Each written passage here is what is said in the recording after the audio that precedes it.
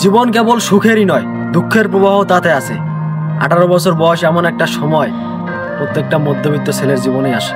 একটা মধ্যবিত্ত ঘরের ছেলের বয়স যখন 18তে পড়ে, তখন সে শুধু একটা সুন্দর ভবিষ্যৎ গড়ার জন্য লড়ে। না থাকে প্রিয় মানুষ, না থাকে ভালোবাসা, থাকার ভেতরে থাকে শুধু একটু সুন্দরভাবে বেঁচে থাকার প্রত্যাশা।